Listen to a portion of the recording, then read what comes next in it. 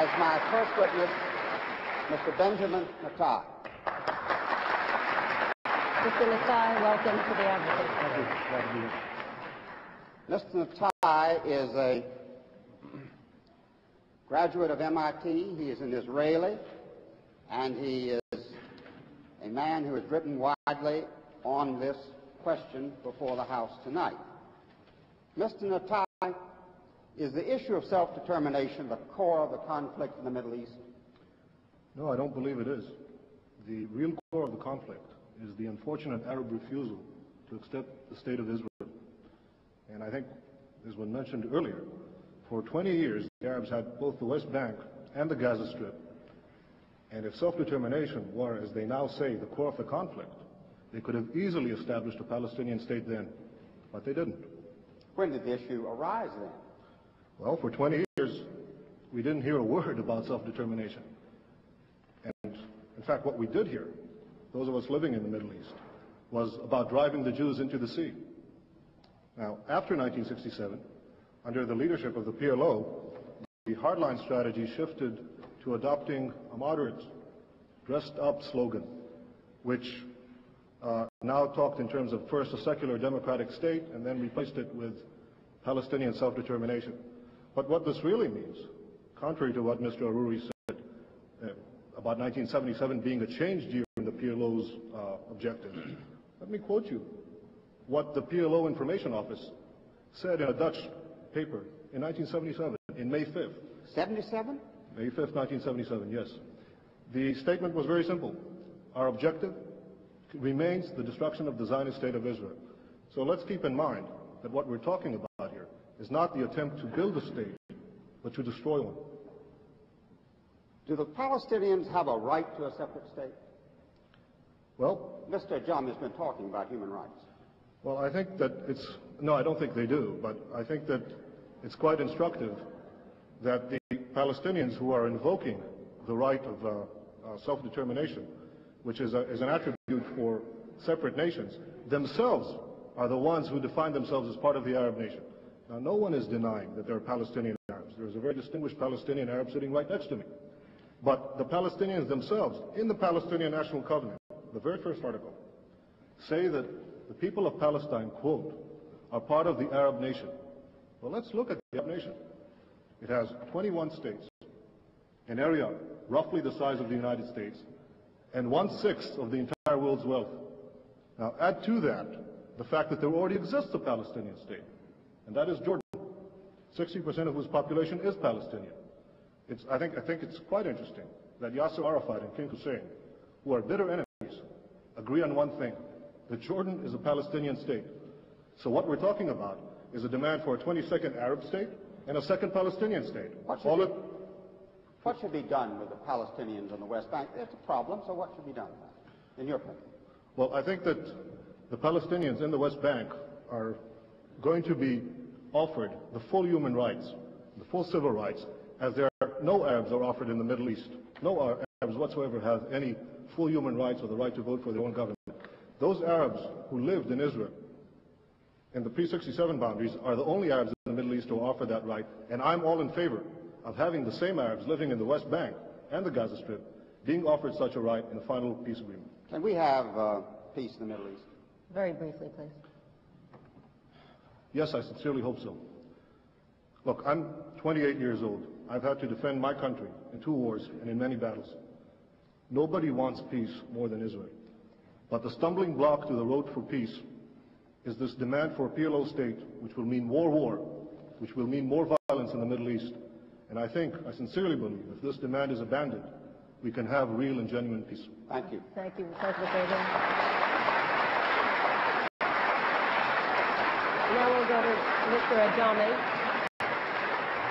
Mr. Adjami, some questions for Mr. Natai. Mr. Natai, you told everyone that the Palestinians on the West Bank and the Gaza Strip will enjoy full human rights. Could you tell me how that's compatible with the presence of Israeli forces in their midst? Well, the Arabs living now under the Arabs who lived in Israel, 400,000 of them, 400,000, between 1948 and 67, as I said earlier, certainly enjoy full human rights. And as I I'm said, not they're the talking only about ones. the Arabs in Israel. I'm talking about the Arabs on the West Bank and the Gaza Strip. If you let me, I'll answer your question, Mr. Ajani, please. The Arabs living in Israel are the only ones who are entitled to vote for their governments, the only ones who have representative in a parliament in the entire Middle East. Now, it's true that the West Bank and the Gaza Strip are now undergoing a period of transition. In fact, no Arab government has been willing to negotiate so far about this period of transition. And I think that when this transition, when the negotiation period is ended, there is no reason why under either Jordanian citizenship or Israeli citizenship, these Arabs will not have the full human rights, the right to vote for their representatives, as the Arabs in Israel do, as hopefully all the Arabs in the Middle East will do someday. Mr. Natai, does the state of Israel itself accept that the people on the West Bank and the Gaza Strip have the right to vote on whatever future they choose? Well, Mr. Ajami, I just outlined that in the event that this negotiation process will continue, I'm sure that what we're talking about is in fact eventual citizenship of some kind, either Jordanian or Israeli or in any other arrangement, in which these people will certainly vote. Mr. Natai, you've given yourself the right to determine that you are an Israeli, but you've also given yourself the right to negate the other entity, which I think is not somehow consistent with global practice at this time, is it?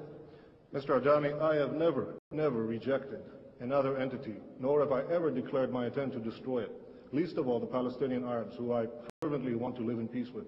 All I'm saying is that it is the Palestinian Arabs themselves, their leaders, Arafat, Mohsen, who Morris Abrams quoted earlier, Farouk Kadumi, the number 2 man in the PLO, these are the ones who say they are part of the Arab nation. These are the ones who say they already have a Palestinian state.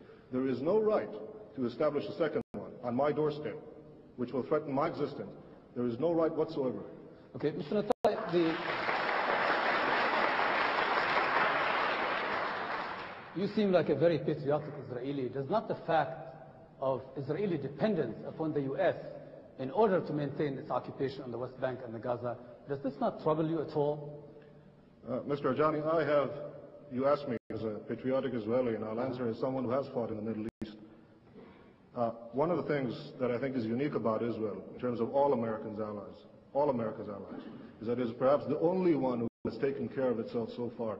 And I would think that America, in fact, it's not a one-way street, Israel taking from the United States.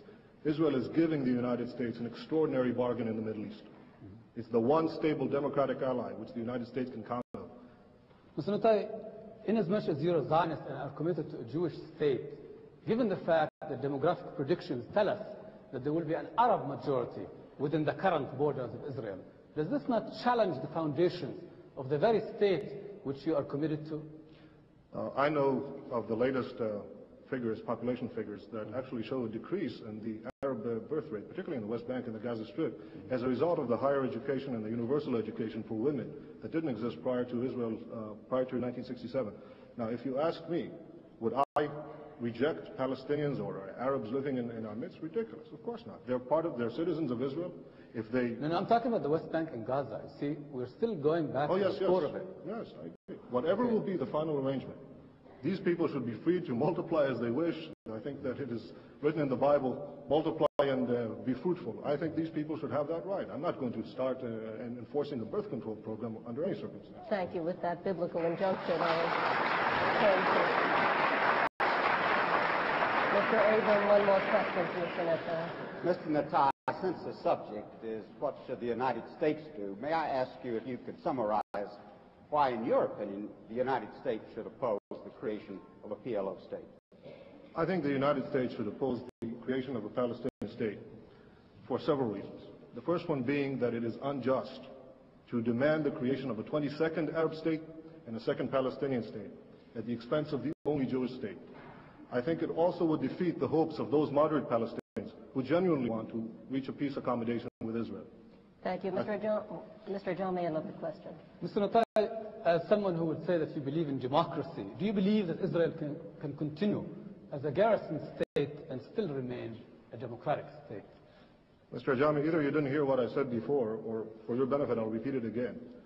No, Israel does not intend to remain a garrison state. Israel wants to live in peace and wants to be secure. If that involves maintaining military guarantees, our own military guarantees against the destruction of people who surround us, yes, I believe we should fight for our survival. If I have to, I'll fight again, but I hope not to. Thank you. Thank you, Mr. Adonis. Mr. Littell, thank you for joining.